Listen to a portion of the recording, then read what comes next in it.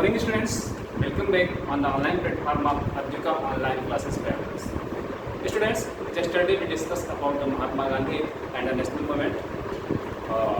In previous class we discussed about non-cooperation movement in Hindi, but today we are going to discuss about civil disobedience movement in bilingual language. Because many more students are concerned that they teach us in our mother language, and other students are told me that it is right.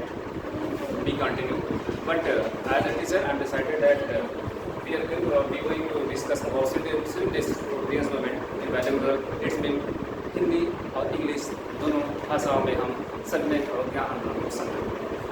Today's topic is listen carefully.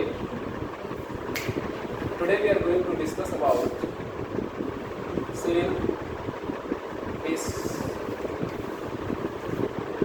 disobedience movement. Hindi में मैं बता रहा हूँ कि ज़्यादा complain आपकी करती है, इंग्लिश को ज़्यादा आप करते हैं. ध्यान दीजिए, 100 भी है और क्या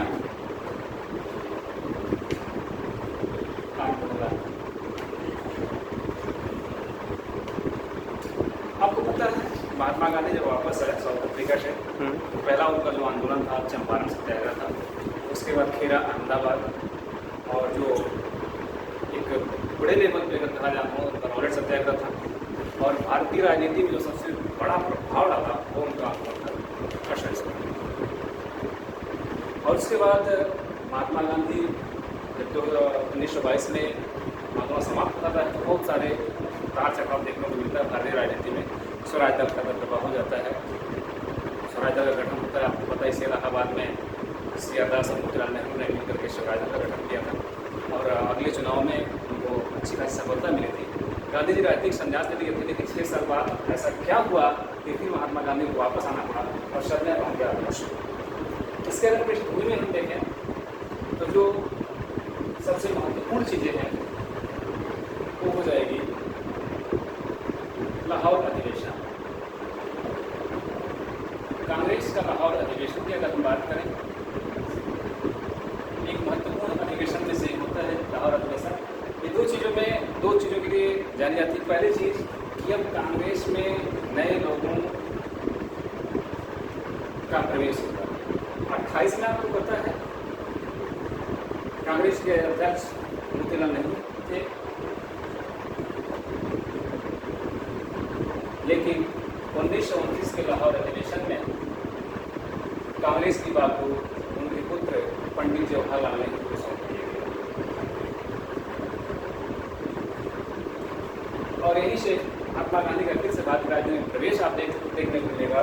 और इसी अधिवेशन में महात्मा गांधी शामिल होते हैं और जो डिसाइड होता है कि आने वाले 26 जनवरी 1930 को हम लोग स्वाधीनता दिवस मनाएंगे और पूर्ण स्वराज की बात की जाएगी.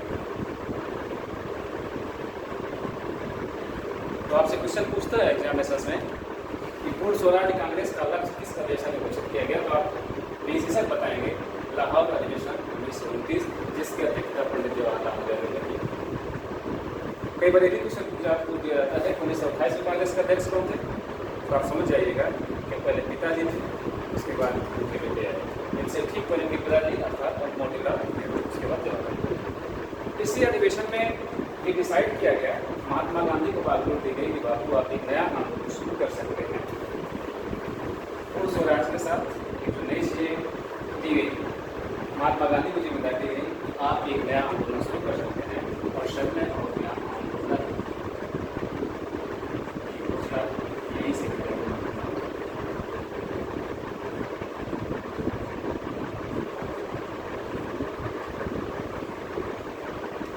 शर्मा हो गया. आंदोलन शुरू करने से पहले महात्मा गांधी ने वायसराय को एक अनुज्ञप्ति पत्र आप कह सकते हैं, एक पत्र दिया तो उन्होंने कि हमारी बातों पर विचार किया जाए. अगर नहीं विचार किया गया तो मैं एक आंदोलन शुरू करूँगा. और इनकी बातों को अनसुना कर दिया गया और एक नया आंदोलन शुरू हुआ, जिस आंदोलन का नाम है सबने और ज्ञान आंदोलन. इस आंदोलन की शुरुआत जिस कार्यक्रम के साथ में, इस कार्यक्रम को हम भारतीय इतिहास में दांडी यात्रा या नमक सत्याग्रह, याद दीजिएगा नमक सत्याग्रह.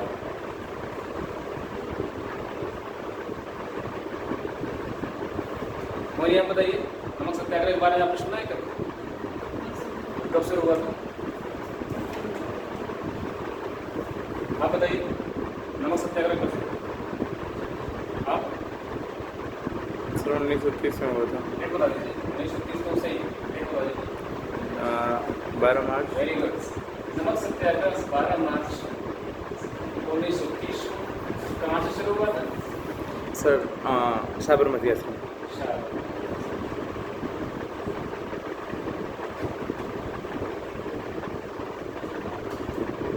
आप बताएंगे साबरमती आश्रम कहाँ? आप बताइए, साबरमती आश्रम किस राज्य में? स्टेट बताइए, स्टेट। अहमदाबाद तो ठीक है, गुजरात। वेरी गुड, आपने सही बताया, अहमदाबाद गुजरात।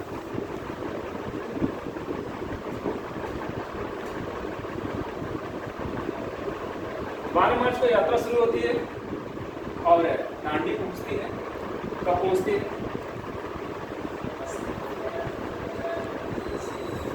6 अप्रैल 1930 को नमक सत्याग्रह के साथ सन्य अवज्ञा आंदोलन शुरू हो जाता है। आप अगर ध्यान देंगे तो क्वेश्चन से पूछता है सन्य अवज्ञा आंदोलन की शुरुआत कब हो रही है? ये तो नो डेट आपके सामने मैंने रख दिया है, अब आपको बताना। एक क्वेश्चन बार बार पूछता है, इंग्लिश बार बार गलती करते हैं, इसलिए मैं इसको एक्सप्लेन कर दे रहा हूँ। क्वेश्चन आता है सन्य अवज्ञा आंदोलन की शुरुआत कब? ऑप्शन ए 12 मार्च 1930, ऑप्शन बी 6 अप्रैल 1930, ऑप्शन सी 1 अगस्त 1920, ऑप्शन डी उपरोक्त में से एक से अधिक, ऑप्शन ई उपरोक्त में से कोई। आप क्या करें? आप बताइए, आपको टाइम लगा इसको बताइए।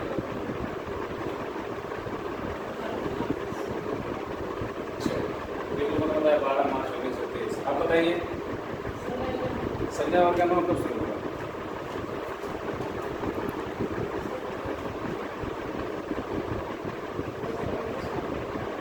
आप बताइए। 6 अप्रैल 1930। 6 अप्रैल 1930। आज से याद रखिएगा, संजय अवज्ञा आंदोलन की शुरुआत 6 अप्रैल 1930 को होती है। नमक सत्याग्रह 60 मार्च से करते हैं, उसकी शुरुआत 12 मार्च 1930। यह आंदोलन शुरू हो चुका है।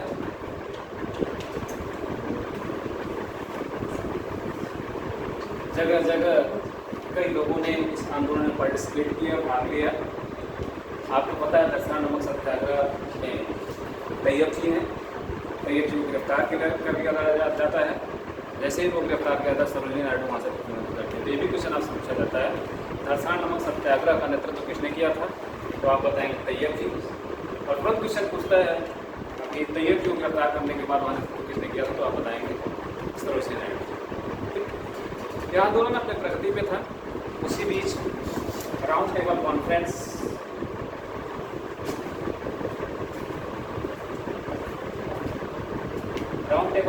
चल रहा है, जिसको कि पूर्व में सदस्य सम्मेलन कहते हैं।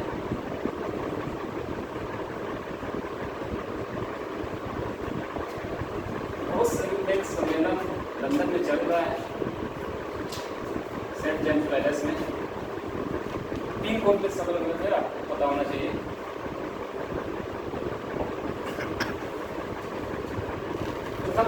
सम्मेलन में कोई भी भारतीय शामिल, कोई भी कांग्रेस का सदस्य नहीं शामिल हुआ। और कांग्रेस आप जानते हैं उस समय 1930 में ही बहुत बड़ा चेहरा उसको चुकी थी, भारत के राजनीति उसी के।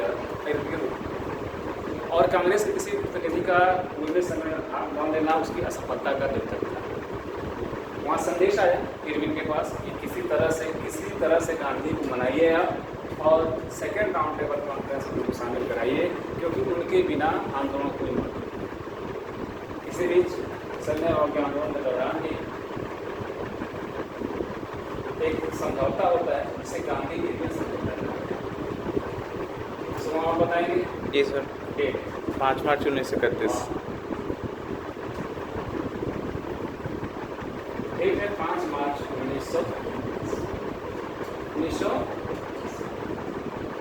5 मार्च 1931 को गांधी इरविन समझौता है। इंपॉर्टेंट टॉपिक है आपकी। अभी रिसेंटली एग्जाम हुआ तो मुझे याद नहीं आ रहा है अच्छी तरह से। उससे पूछा गया था कि गांधी इरविन समझौता किस आंदोलन के दौरान हुआ था? ऑप्शन था असहयोग आंदोलन, संजय अवज्ञा आंदोलन, भारत छोड़ो आंदोलन, इंग्लिश। तो आपका आंसर क्या होगा? संजय और के आंदोलन के दौरान गांधी समझौता 5/1920 को हुआ था। इसकी जो सबसे प्रमुख बात थी वो यही थी कि महात्मा गांधी अपने सम्मेलन में भाग लेने के लिए तैयार हो जाएंगे, संजय उनके आंदोलन को रोक देंगे, फिर भी कुछ बातें गांधी जी की मान लेंगे, जैसे राजनीतिक कैदियों को रिहा किया जाएगा। सबसे बड़ी चीज़ यही, राजनीतिक कैदियों को रिहा किया जाएगा। आपके अधिकांश बातें मान ली जाएंगी, लेकिन इसके लिए आप इस आंदोलन को स्थगित करिए और सेकेंड राउंड टेबल कॉन्फ्रेंस में भाग लीजिए। Gandhi ji second round table conference में भाग करने के लिए पूछते हैं कहाँ? लंदन। दूसरी के बोलने समय भाग लेते गांधी जी क्वेश्चन ये भी आता है कि किस बोलने समय महात्मा गांधी लंदन गए थे, तो आप सेकेंड राउंड टेबल कॉन्फ्रेंस या दूसरी बोलने समय भाग लेने के लिए महात्मा गांधी मीटिंग चल रही थी। आपको मैं बता दूं कि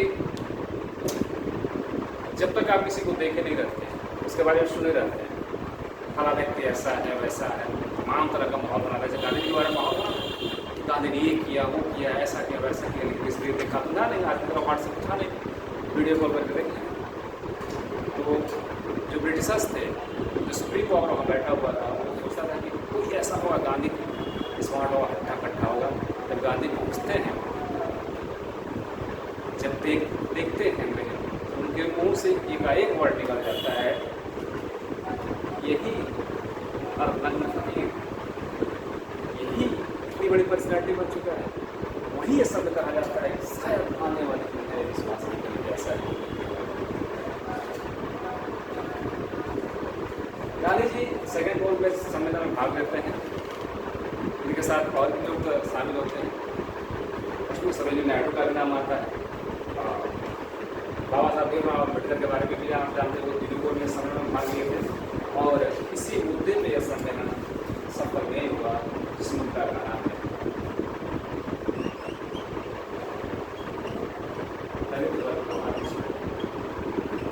यह दलित वर्ग एक शब्द है जिसके मुद्दे पे यह सम्मेलन सफल नहीं हो पाया।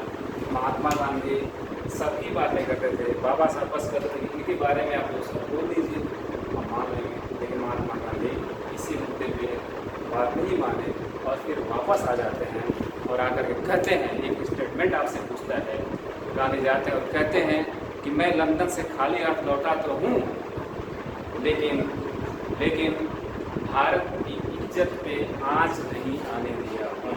और गांधी जी वापस आकर के फिर से पुनः इस संजय और के आंदोलन को शुरू करते थे। ये संजय और के आंदोलन फिर से शुरू हो जाता है 1931 में और लास्ट 1934 तक संजय और के आंदोलन चलता है।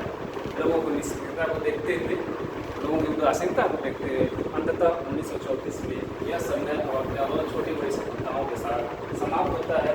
और 1934 के बाद गांधी जी क्रिएटिव वर्क अर्थात रचनात्मक कार्य, जो सबसे बड़ा मुद्दा था उस समय इसकी सफलता का, दलित वर्ग के उत्थान के बारे में गांधी जी काम करना शुरू करेंगे, महिलाओं के उत्थान के बारे में काम करना शुरू करेंगे, बच्चों के उत्थान के बारे में काम करना शुरू करेंगे, गरीब मजदूर के बारे में, उनके उत्थान के बारे में काम करना शुरू करेंगे। सबसे बड़ी बात, हथकरघा उद्योग को प्रोत्साहन देने के लिए काम करेंगे महात्मा गांधी 1934 के बाद।